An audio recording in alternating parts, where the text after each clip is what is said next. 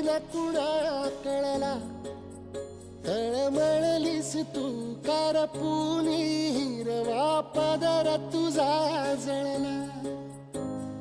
छळ केला पिढी जात तुझा ग उखडून वनराई. अपराध किती झाले पण आता शरण